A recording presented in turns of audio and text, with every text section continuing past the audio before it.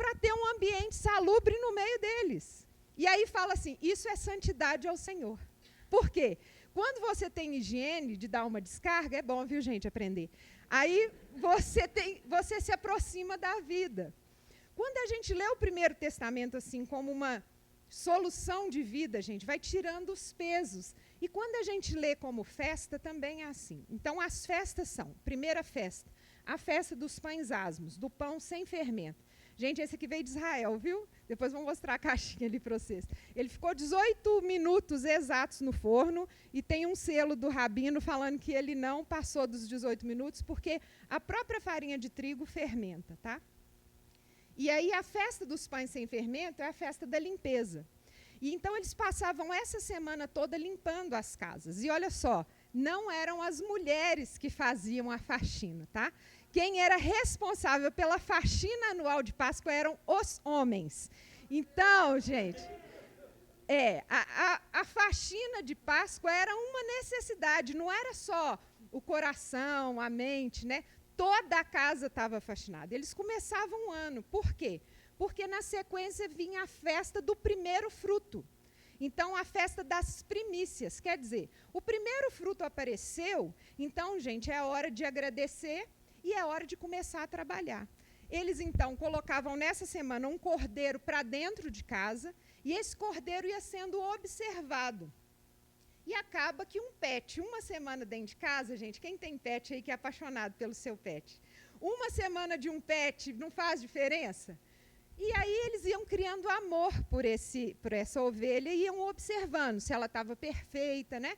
Tudo isso por quê? Porque Deus é o melhor professor que existe. E ele queria, de forma didática, ensinar o povo aquilo que iria acontecer.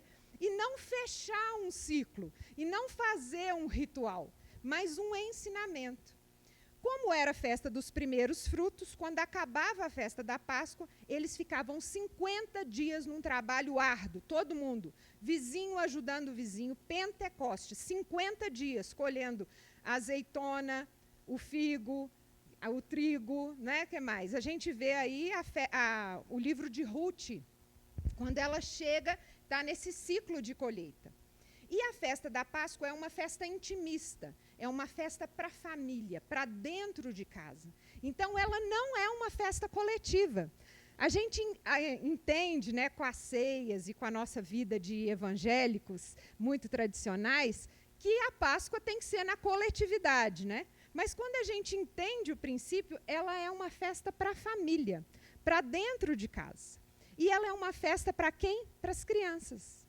Olha só, o texto fala o seguinte, que quando chegar o dia da lua nova, para que a nova geração não se esqueça que foi escravo no Egito, celebrem a Páscoa para eles.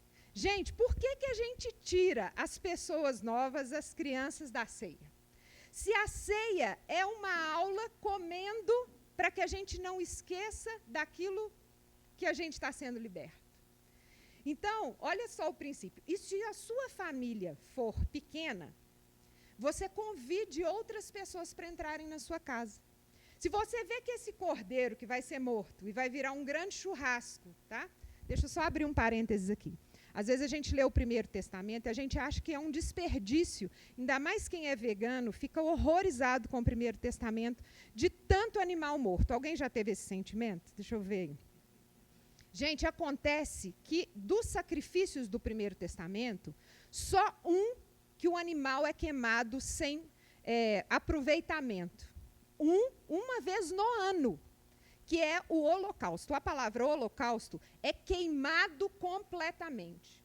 Os outros sacrifícios são o seguinte, na hora que a gordura sobe, o cheiro da gordura sobe, incomoda o vizinho. Porque o que incomoda no churrasco do vizinho, gente? O cheiro do quê? Da gordura. Também. E aí, gente, esse carneiro, esse bode, ou essa boi, sei lá, né? O que eles levaram ali? Ele volta para que a família se alimente. Ainda mais se for um sacrifício de adoração. Agora, se for um sacrifício pela culpa, o cara estava se sentindo culpado mesmo, porque fez alguma coisa, resolveu levar um sacrifício lá no templo, ele não vai desfrutar desse churrasco. Porque é uma uma conscientização que ele está ali, né, levando aquele negócio para ter um conserto.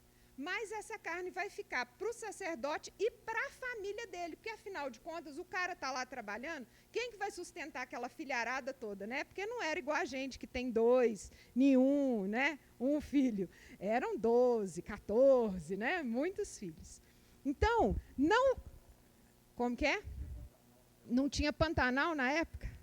Ah, não tinha novela, entendi a referência agora. Não tinha televisão. Então, gente, olha só, esse alimento, ele era consumido pela comunidade. Esse alimento, ele estava na comunidade. Ele não era para ser desperdiçado, ou ficar, né, um frango na esquina aí, né, que aí outro aproveita e passa lá e pega, né? Não, não é isso. Ele era comer junto, e as festas têm esse princípio de comer junto. Ela tem esse princípio de crescimento. Então, ó, a Páscoa, pães asmos, as primícias, e aí eles ficavam 50 dias na colheita, e depois do Pentecoste, de todo mundo junto, eles iam para as 3 últimas festas. Aí ficava aquele período todo ali em casa, e faziam a transformação. A uva vai virar vinho, azeitona azeite, né? Todas as transformações dos alimentos, e quando os alimentos estivessem todos transformados, eles esperavam a festa das águas, onde Jesus falou, né, eu sou a água da vida, que é as 3 últimas festas. Tinham essa grande festa do perdão, que é onde um único bode, né, eu falei ovelha antes, mas é um bode, era queimado por toda a nação. Então, a lógica do Deus de Israel era contrária à lógica dos deuses dali do Oriente Médio. Enquanto todos os povos não tinham um parâmetro para falar assim, eu preciso de 10 sacrifícios, eu preciso de 20 sacrifícios humanos, o Deus de Israel falou, olha, a linguagem de vocês, por enquanto, é de sacrifício.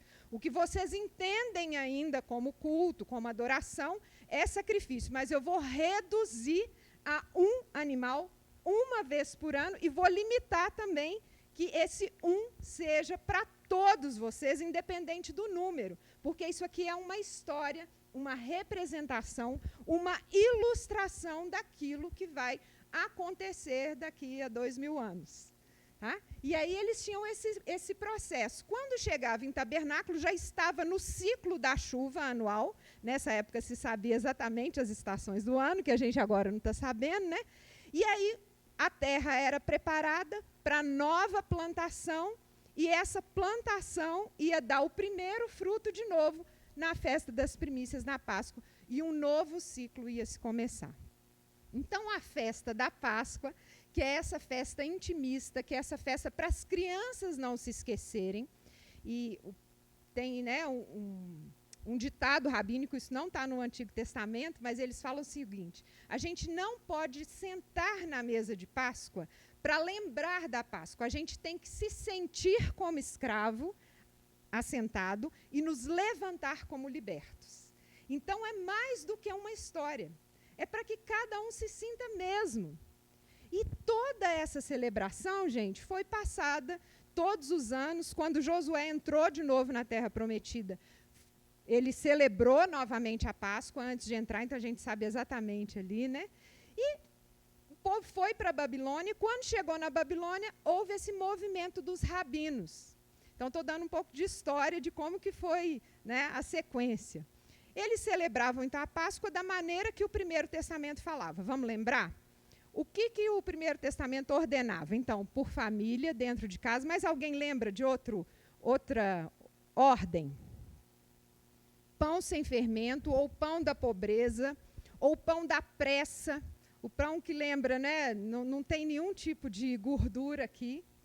Outra coisa eram as ervas amargas, que nenhum pastor dá para o povo comer, mas hoje vocês vão comer, tá bom? Eu trouxe bastante aqui, que vai dar um para cada um. Gente, eu até peguei leve com vocês, porque geralmente é uma raiz de beterraba azeda, um gengibre, né? Peguei um médio, salsinha, tá bom, não tá? As ervas amargas, a água com sal, né? E o suco de uva, o sangue do cordeiro, para relembrar. Quando eles estavam na Babilônia, para não esquecer nenhum desses detalhes, e vamos para outros detalhes, eles deviam estar muito bem vestidos. E eles deviam estar cingidos. O que é cingir? Aqueles vestidões, pega a barra do vestido e prende no cinto, para os joelhos ficarem livres para caminhar. Então, para aquelas saias não atrapalharem a caminhada deles. E outra coisa, todo mundo assentado comendo. Ninguém servindo. Cada um vai servir a todo mundo ao redor da mesa. Lembrando que não tem cadeira. Então, eu sei que você tem aquela imagem da Santa Ceia na casa da sua avó, né? Todo mundo ali sentadinho em cadeira. A gente sabe que isso é um anacronismo, né? Não tem como ter aquelas cadeiras ali. Mas, gente, quem tem uma mãe que é um pouco portuguesa, igual a minha, que está todo mundo no domingo sentado na mesa, ela ainda está lá na cozinha fazendo alguma coisa, pegando um talher, servindo aquele irmão fritando um bife para o irmão que não gosta de frango. Isso só acontece na minha casa. E quem tem uma família grande que seja sentou no sofá para almoçar, na escada da cozinha para almoçar, porque não tem cadeira para todo mundo. Então, isso na Páscoa não tem, porque todo mundo é tratado com igualdade. Então, todos deviam estar assentados. Assentado não é na cadeira, tá bom, gente? A mesa é na altura do chão e todo mundo nas almofadas ali. E reclinado. Por que reclinado? No sentido de ter folga mesmo. No sentido, a partir de agora, eu não sirvo mais sistema. Eu não sirvo mais essas estruturas que estão aí me sufocando com esse imposto egípcio, que estão aí matando a vida. Então, como eu não sirvo o sistema, eu posso comer com tranquilidade. Eu não preciso ter pressa para almoço. Alguém aqui come depressa porque tem um horário muito curto? Não precisa. E outro, não precisa de ninguém me servir, porque aqui crianças, adolescentes, mulheres, homens, todas as pessoas que estão ao meu redor, eles estão comendo na mesma igualdade do que eu. E foi isso que Jesus fez depois com os discípulos. Ah, mas isso era muito elitista, era só para o povo. Não. Tem um texto muito claro que fala assim, ó, qualquer um, de qualquer etnia, que esteja aí no Egito e que queira participar com vocês, é muito bem-vindo. Então, a ceia não é só para quem faz parte do rol de membro. A ceia não é para quem é batizado. Aliás, não existe esse versículo, né? A ceia é para quem quer participar e se assentar junto. É fake news que a gente aprende, né? Então, a gente está ali assentado com igualdade. A gente está ali para que quando a gente se levanta na ceia da Páscoa, ou desse jantar de Páscoa, a gente fala ceia, né, gente? Mas é um jantar. Dessa alimentação, a gente se sinta livre e pronto para sair. Então, quando chegou na Babilônia, eles fizeram uma ordem, eu acho que agora, amor, você vai ter que... Esse aqui ainda tem uma menina em pé, tá vendo? Mas aqui o povo já está deitado. E aqui já acrescentou uma coisa, estão vendo o ovo?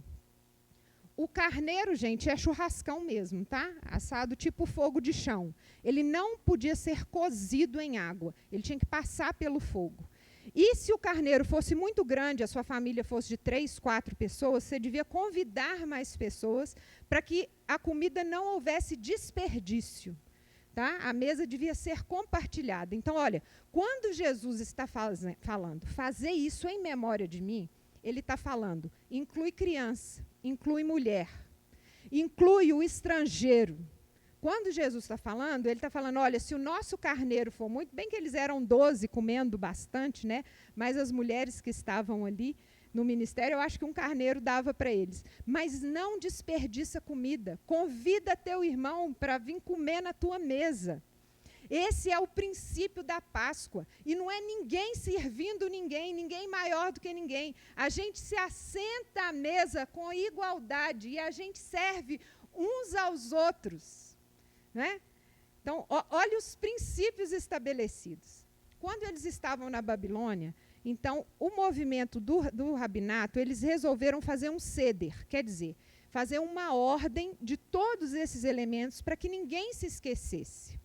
Então, eles estabeleceram, por exemplo, Deus dá 4 verbos de comando para quando o povo celebrasse a Páscoa.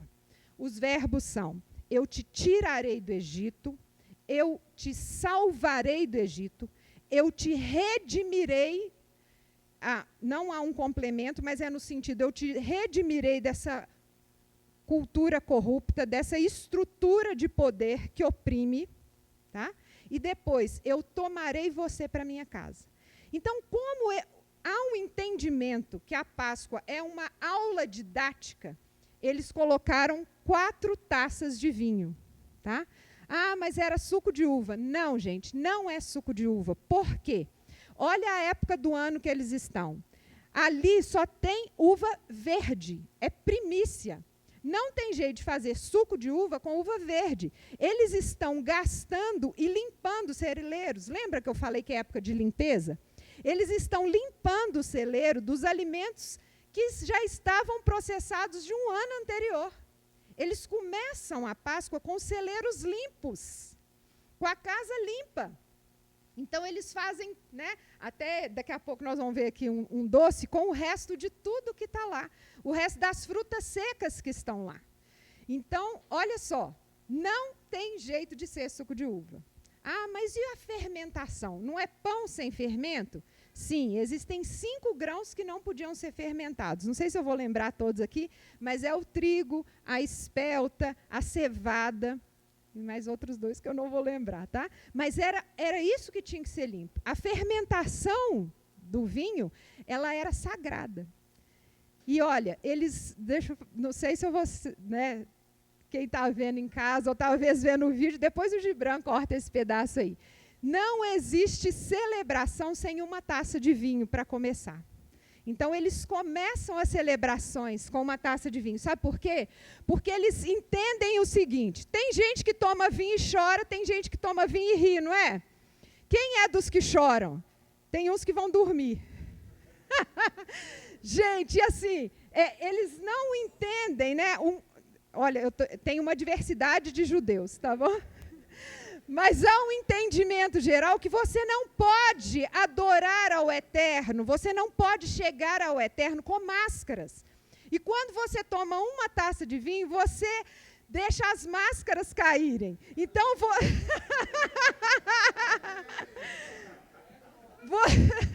você chega diante do Eterno sem máscara, você chega na naturalidade, ou rindo demais, ou chorando, ou com sono, mas aquilo te dá uma leveza da sua alma, para que você seja você, para que a estrutura que você, né, está ali em reunião, ela não te prenda, para que você fique soltinho. Mas assim, isso são em todas as celebrações deles, e há um estudo que fala que entre os judeus é o menor nível de alcoólatras, no sentido de dependentes. Por quê? Porque eles sabem começar e terminar. Eles tomam essa e até dão para os adolescentes, né, quem tem a partir de 12 anos já pode participar dessa celebração, mas nessa festa é a que eles bebem mais. Eles bebem 4 para lembrar os 4 verbos de comando, para que tudo que eles façam aqui se torne uma aula. E aí eles fizeram uma ordem, e nessa ordem não tinha nenhum alimento que representava ou que lembrava que os estrangeiros podiam participar, que os estrangeiros podiam estar à mesa. Então, eles colocaram um ovo cozido, não é ovo de Páscoa, gente, isso aqui é Babilônia, tá? Nós não estamos falando aqui de nenhum tipo de cultura que veio depois, posterior. Por que esse ovo foi colocado? Porque ele era um alimento redondo. E ele representava que a Páscoa não aponta pecado de ninguém. Que a Páscoa cobre a casa, que a Páscoa cobre quem está debaixo dessa proteção. Então, eles acrescentaram um ovo à mesa para que lembrasse, olha, mesmo que eu tenha qualquer falha, que eu tenha qualquer deficiência, que eu tenha qualquer coisa, né, que possa ser apontada, eu estou incluído na proteção do Cordeiro. Olha que coisa maravilhosa. E uma outra coisa que eles falam é o seguinte, os alimentos geralmente estão bem firmes e quando eles são cozidos, eles amolecem, né? Lembra aí de uma cenoura, do arroz que você foi tentar fazer essa semana que deu errado, né? Que ficou meio ali duro ou que queimou, ou feijão que você teve que não sabe mexer com panela de pressão até hoje, precisa ligar para a mamãe para saber, mãe, como que fecha a panela de pressão, né?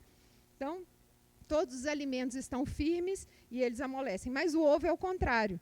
Ele está ali, né, bem molengão, e na hora que ele passa pelo fogo, ele se firma. Então, é uma alusão também do povo de Israel, que quanto mais bate, quanto mais fogo, quanto mais apanha, mais firme fica. Então, eles lembram isso, que durante a Páscoa eles foram muito perseguidos, né? Essa mitologia de criar esse judeu ruim, né? A gente faz até aí a queima do Judas, mas nós nem vamos entrar historicamente nisso, que senão nós vamos render demais.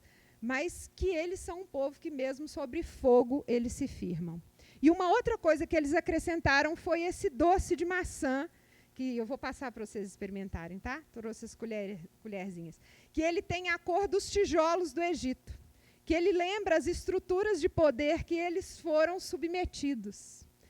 Então, eles acrescentaram esses dois elementos, e aqui o doce, né, ele não tem açúcar, porque não tinha açúcar na época, e para que também houvesse essa limpeza, eles pegavam os 7 frutos que são típicos da terra de Israel, e eles misturavam todos esses, e o doce é da própria fruta, né, que é tâmara, damasco, fala aí as frutas típicas lá,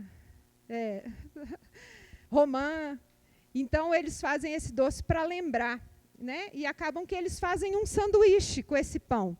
Então, depois de toda essa ordem, eles comem pão com ervas amargas, a carne do cordeiro, que não tem, mas eu falei com o Gibran que o ano que vem a gente pode fazer um fogo de chão de um cordeirão. Não é? Aí a gente volta a comer carne de carneiro, tá pesado, e também, né, com alguma coisa agridoce que está ali. E então os judeus falam que eles foram os primeiros a inventar o sanduíche, que isso aí desde a época da Babilônia eles fazem essa refeição comunitária. Gente, a ordem é uma ordem babilônica, tá? Então ela vamos entender na linha do tempo aqui, professora de história, né, que ela é anterior a Jesus. Quando Jesus chamou os discípulos para celebrar a Páscoa, já tinha incluído tanto o ovo, quanto esse doce, quanto todo esse ceder, né? Essa ordem. Então, vamos lembrar, todo mundo sentado em pé de igualdade, geralmente eles passam de branco, tá? Mas é por uma questão, para demonstrar que eu estou limpo, para demonstrar que há uma limpeza, que eu me preocupei em começar o ano do zero, com meus celeiros vazios, não há acúmulo de alimento. Vocês estão entendendo a profundidade disso, gente? Eu vou começar a minha colheita sem ter reserva.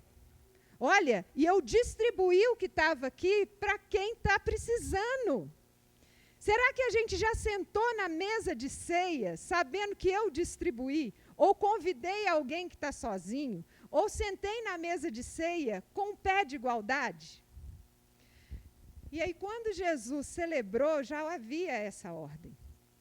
E com o tempo, né, com a perseguição depois, eu vou falar da ordem daqui a pouco, vou dar uma caminhada na linha do tempo.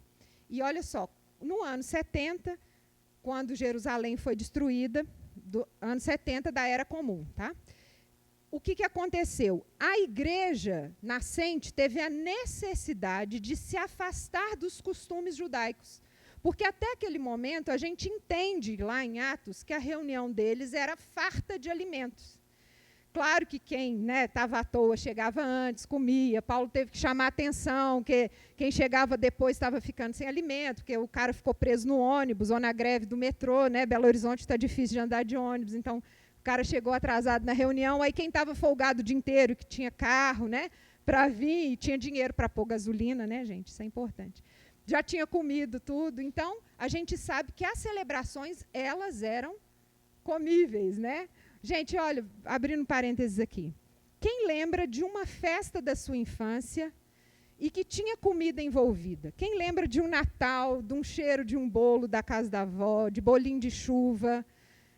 Não sei, né? A minha avó fazia macarrão sábado à tarde ouvindo chacrinha. Então, eu tenho o cheiro da farinha de trigo, me lembro chacrinha por causa da vovó, né, fazendo massa sábado à tarde. Olha, Deus, Ele sabe que o nosso estômago está muito perto do nosso coração. Então, quando a gente come, e as memórias afetivas que a gente cria ao redor da mesa, elas são muito significativas, tanto para bem quanto para mal, né, gente? Quem lembra também de uma briga homérica de família ao redor da mesa?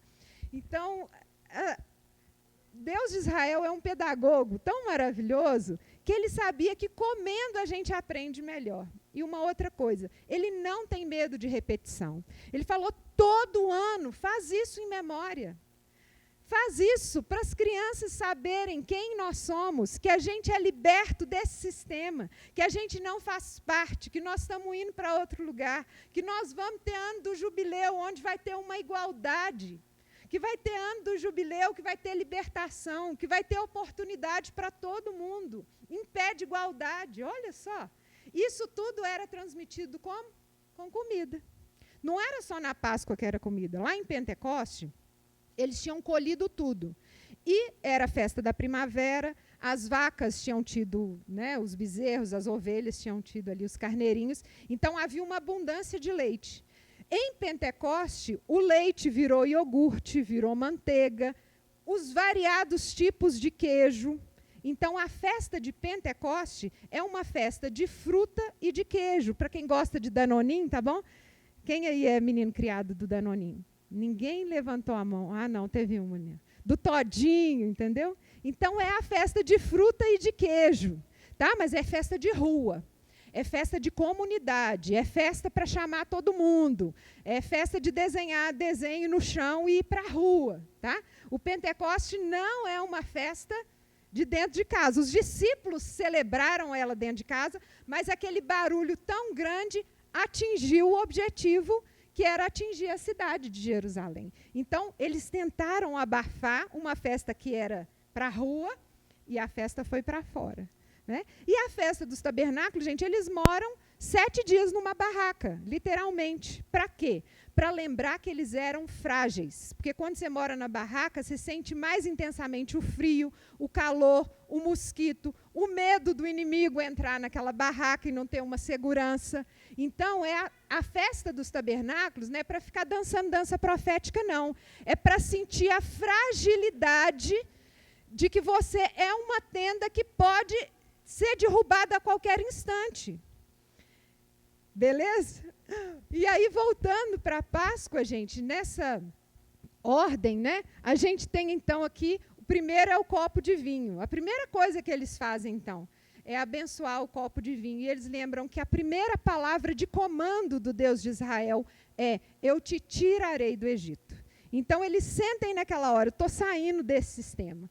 Eu estou saindo dessa estrutura. Para não esquecer, gente, eles criaram também esse prato que tem todos os elementos. Então, na hora que a dona de casa, né, completa todos os elementos aqui, eles estão lembrando que eles não vão esquecer de nenhum comando. Sempre na mesa tem livro. Tá? Por quê? Para eles não esquecerem da história, das pragas, de como eles eram opressos. Então, é uma celebração, esse aqui é da comunidade daqui, né, daqui de pertinho da gente, daqui da Rio Grande do Norte. Eu achei legal que eles fizeram de papel reciclado e amarraram com barbante. Olha só, eles foram bem conscientes ecologicamente. Né? Então, sempre tem um livro para não se esquecer. E eles começam ali com o vinho e depois a lavagem das mãos. Olha só que legal a lavagem das mãos. Quando vocês forem em Israel, gente, mas não é para ficar trazendo pedrinha ungida, água ungida, não. É só história mesmo, né? Para a gente ir ali visitar os museus, né? Experimentar uma cerveja israelense, que é a melhor ali do mundo, né? E ver ali tudo que está acontecendo naquela cidade. Tem 2 alças. Princípio lógico de limpeza. Cheguei da rua com a mão suja, pego nessa alça e lavo a mão. Só que se eu pegar com a mão que está limpa, no caso essa, né? Acabei de limpar, nessa alça aqui, a contaminação vai passar para essa mão. Então, eu pego na outra alça e lavo a segunda mão. Então, para que eu coma, há uma limpeza. E dentro desse ceder, gente, dessa ordem, a palavra ceder é ordem, Jesus fez 3 quebras da ordem rabínica. Então, o que acontece? Os apóstolos, na hora de escrever, ou quem escreveu, achou que nós, como igreja, estávamos muito acostumados, ou que a gente tinha lido o Êxodo, que a gente tinha feito uma interpretação de texto simples para sentar à mesa, para experimentar o cordeiro, para chamar o vizinho. Então, nos dois testamentos que falam detalhadamente da ceia do Cristo, do Pêssar do Cristo, falar nisso, Pêssar não tem nada a ver, tá, com Páscoa, a palavra é pulo, literalmente, pular, porque o próprio Deus pulou a casa. A gente, né, na nossa tradição, fala que um anjo da morte. Não.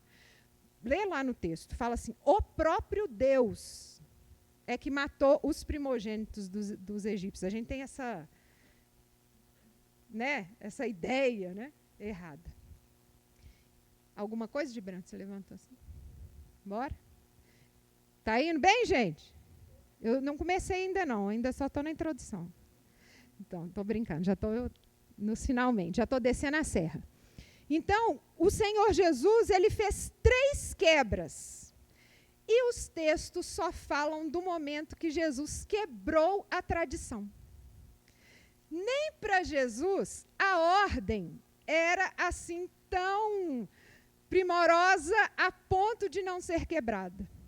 E para ele a mensagem precisava ficar muito clara. E quais foram os 3 momentos que ele fez a quebra? A primeira, ao invés dele só lavar as mãos, ou que os discípulos só lavassem as mãos, ele também fez o quê? Lavou os pés. O menor serviço que tinha ali. E não devia ser uns pés limpinhos, né, gente? Vamos falar que Jerusalém estava apinhado de gente. Tinha gente demais, que era Páscoa, eles iam realmente para Jerusalém. E aquelas estradas, a coisa estava feia ali. Uma outra quebra foi no momento do pão e outra foi no momento do vinho. Por isso que não há um ceder, porque houve um entendimento que todo mundo sabia. Mas, voltando aqui, né, porque eu acho que eu perdi um pouco, porque o Juarez foi falado em novela Pantanal, sabe? Marido é assim. Aí deixa eu voltar aqui para a história da igreja. A igreja, gente, houve uma necessidade de separar quem era judeu e quem era cristão. Os judeus estavam sendo perseguidos. Jerusalém tinha sido destruída. O doidão lá do Nero estava queimando cristãos empalhados para iluminar as ruas de Roma. Esses cristãos estavam servindo como tocha. Então, qual foi a resolução? Isso já mais para o século II, final do século II, início do século III. Vamos nos desvincular das estruturas judaicas. Então, o que é fundamental para que a gente celebre a Páscoa?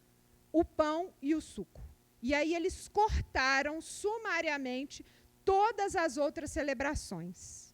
E foram reduzindo, e alguém, em algum momento da história, falou, não, é a cada segundo domingo do mês, a cada primeiro domingo do mês. Mas lembrando que eles faziam isso em todos os cultos. Tá? A gente, por um costume, uma estrutura, acaba que a gente faz assim também, né? A gente carrega. Então, houve essa quebra intencional e registrada historicamente que nós, a partir de agora, não vamos fazer igual ao Primeiro Testamento. Por uma questão de perseguição, por uma questão de identificação e para separar realmente. Tá?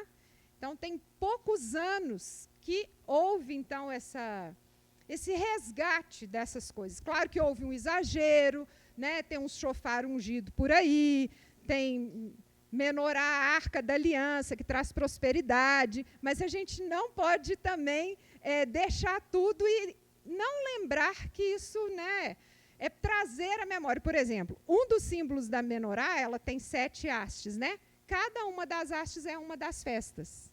Então, a gente também, né, tem essas questões de memória, de mnemônica. Então, você olha para a imagem, você lembra do 7, você lembra do ciclo anual, você lembra das celebrações das luas que estão ali, das luas novas que devem ser comemoradas. Então, a gente não joga o menino fora junto com a água da banheira, né? Vocês já ouviram essa expressão? Que tem gente que joga o menino fora com a água da banheira. Não, a gente resgata o neném e joga a água fora. Depois, gente, de lavar as mãos, então se mergulha alguma raiz forte na água com sal. E eu vou passar para vocês, vocês vão... A não ser que tenha alguns diáconos ungidos aí que queiram distribuir as ervas. Pode pegar um galinho. Então, qual que é o objetivo? Gente, as ervas amargas, elas estão em 2 momentos, tá? aqui é para lembrar, para realmente ver. Eu tenho raiz de amargura, por isso eles... tem alguns judeus, principalmente os de Nova York, nesse momento eles dão uma mordida numa cebola, tá? Mas eu vou poupar vocês disso. Então, para lembrar, é uma avaliação mesmo. A raiz de amargura que precisa ainda ser arrancada, deixa eu ver onde que eu estou. Deixa eu ver a minha dor, o tanto que está ainda enraizado em mim. Não deixa de ser uma autoanálise, né, como a gente faz, mas uma autoanálise comida. Então, pode comer. Porque se esperar todo mundo colocar na mão, né?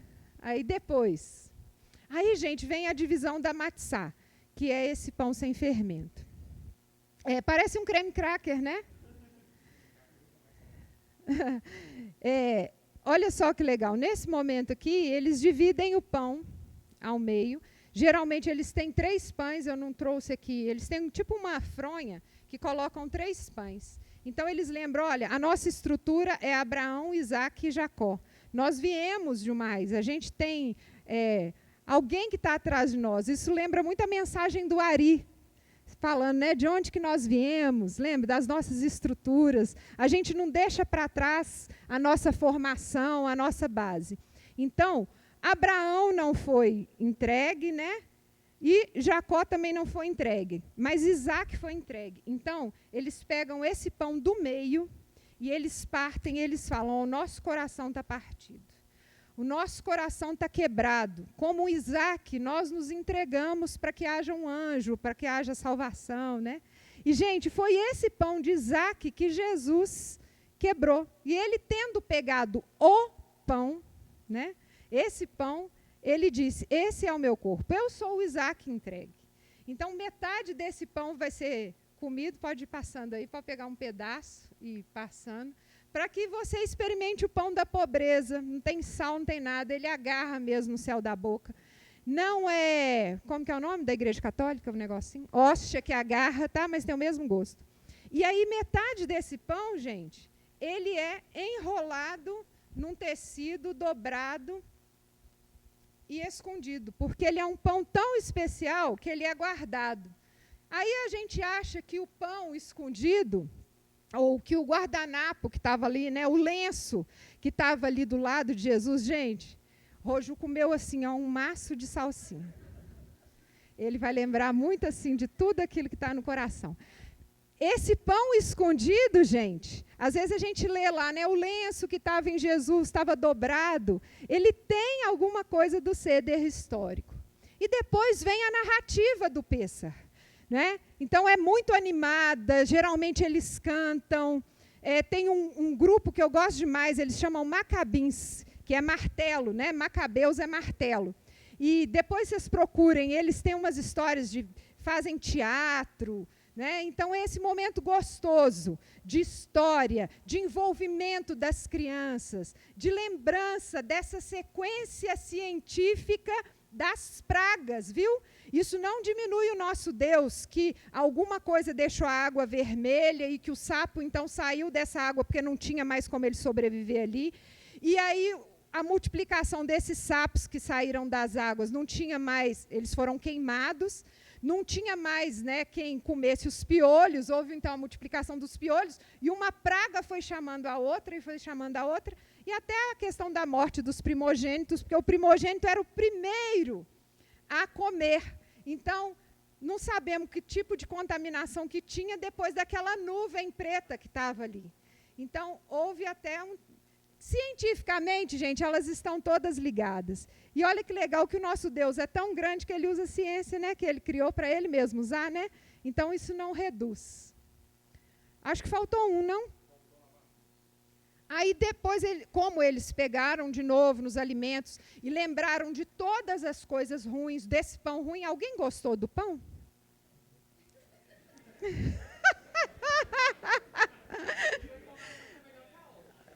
É melhor que a hóstia, tá? Não, gente, eles não comeram nada. Teve gente que enganou e, olha, voltou a mesma quantidade. Aí... Beleza, pessoal. Aí eles lavam a mão de novo, tá? Aí depois tem a bênção antes de comer o pão. De novo a erva amarga, tá? Que geralmente uma folha, lá foi a raiz. Essa beterraba que eles comem, eles têm gosto daquela pimenta de comida chinesa. Wasabi, Só uma referência assim do gosto, tá? Quem sentiu o gosto do wasabi aí ou ficou com vontade de comer uma comida? Não é? Então, gente, aí eles agora então comem esse amargo, essa raiz forte, tá vendo? E aí eles vão comer o sanduíche, que tem agora um doce, porque eles já estão libertos, né? Eles já lembraram ali.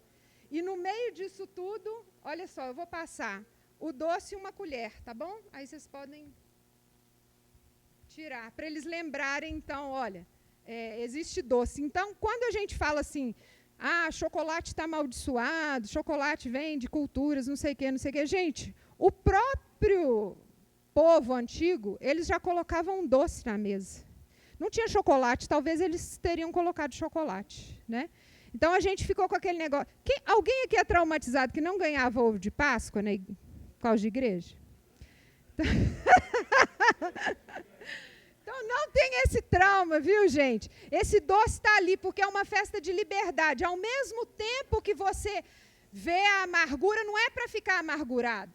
Não é para ficar naquela tristeza. Você se levanta de novo, porque, afinal de contas, você vai encher a segunda taça agora para comer, né? Para comer ali com o sanduíche. E se a primeira palavra de comando é te tirarei, a segunda palavra de comando é te salvarei. Então, ele está salvando ali daquela estrutura, aquele povo. E, na sequência, eles já vêm, né, na hora do sanduíche, com uma terceira taça, quando começa o jantar festivo, que é te redimirei, no sentido de redimir, no sentido de dar novamente uma mente, de te dar nova consciência, tá? De ampliar os seus horizontes. Você que era escravo ali do faraó, do sistema egípcio, não é escravo, viu, gente? É servo. É uma servidão, né? Então, às vezes a gente escravo, a gente só lembra da escravidão da história do Brasil. Não é o mesmo sistema. É o sistema que nós vivemos hoje. Não tem opção. Entenderam? Tem que pagar imposto. Então, é nesse sistema aí. Depois do sanduíche, é a refeição principal. Então, gente, não fica só nesse pão, tá? Esse pão é transformado em torta, esse pão é transformado em tipo uma coxinha frita, uma sopa que eles falam bimuelos, é uma coisa assim bem gostosa, e eles comem mesmo. Claro que sem a farinha de trigo, né, com essa farinha, né, mais preparada aqui, mas eles fazem uma refeição completa. Aí entra o carneirão, o churrasco, né? Eles já estão com 3 taças de vinho, então a alegria já está garantida, a risada já está garantida, e aí vamos para a parte da diversão. Com o tempo, esse pão escondido, gente, ele virou uma fonte de dinheiro. Só abrir um parêntese aqui, que judeu não dá brinquedo para criança de presente, tá? Então, geralmente, nos envelopes de festa de aniversário, vem o número do depósito no banco da conta do judeuzinho. Agora vem o número do Pix, tá? Porque eles pensam muito nessa educação financeira. E aí a gente acha que o DNA deles é bom. Não é porque eles são mais ungidos do que ninguém, não é um povo especial nesse sentido. Eles são especiais no sentido do tipo de educação que eles dão, no tipo de treinamento. Por isso que, né, tem essa facilidade financeira. Então, as crianças vão procurar esse pão escondido, enquanto isso, os velhos passam uma sacolinha e ajuntam um dinheiro. Tá? Quem tinha um tio que gostava de dar um dinheirinho assim para você comprar bala, chup-chup? Então, é isso. E aí, a criança que acha, gente, o pão que foi escondido, eu joguei ele aqui, né? Ela ganha essa graninha, tá? Então, no caso, quem achou o corpo escondido foi a Maria. Olha que legal, ela foi a primeira a ver ali o Senhor Jesus. E ele estava, né, ali enrolado em panos. Esse pão chama afikoman. Tem uma oração após refeição. E aí, todo mundo já, né, bebeu bastante. Os salmos são recitados. A gente lembra ali que esses salmos são salmos de degraus. O que é? No templo de Salomão, né, ele tinha um degrau para cada um desses salmos. E enquanto o povo ia caminhando para Jerusalém, eles também faziam essas etapas desses salmos. Então, são salmos de caminhada. E aí, nesse momento, gente, eles enchem, então, a quarta taça, que é a taça do profeta Elias. E eles querem passar a próxima Páscoa com o Messias. Então, eles enchem essa taça, e a porta que está fechada até então é aberta, e eles convidam o profeta para anunciar o Messias. Na Segunda Guerra Mundial, pouco depois da Noite dos Cristais, era festa de Páscoa. E como já estava bem difundido que o povo judeu comia carne de criança e não de carneiro, fazendo parte ali dessa mentalidade, né, o que aconteceu? Na Páscoa, pós-Noite dos Cristais, na hora que eles abriram a porta para chamar o profeta que anuncia o Messias, muitos deles foram mortos por abrirem as portas, e a própria população os atacou achando que essa fake news era verdade e que ali estava corpo de criança.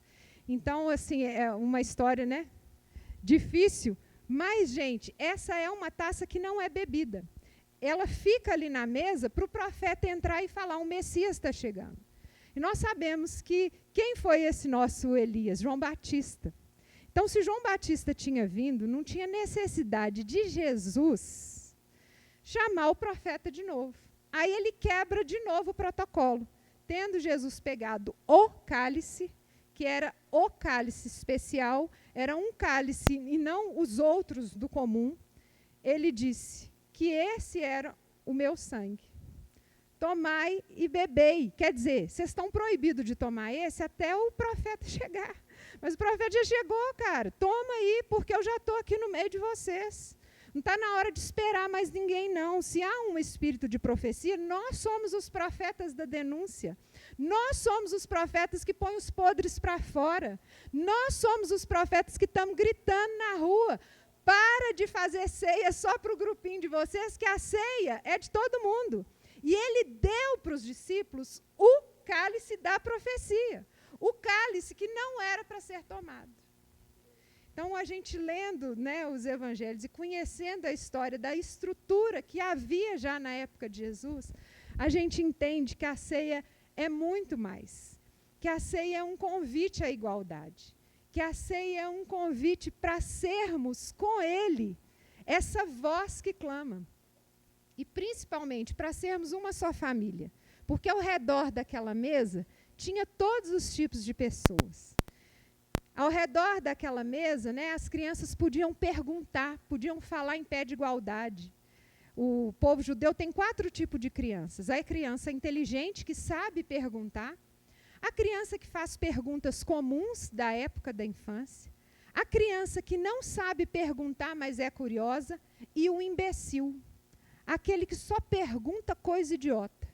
Mas todos os 4 têm lugar na mesa. Então, é lugar de perguntar. Por quê? Porque é um lugar de liberdade de você ser você. É um lugar onde tudo é aceito, porque Ele está nos incluindo. Queria chamar o Gibran, então, para celebrar a ceia com esse pão.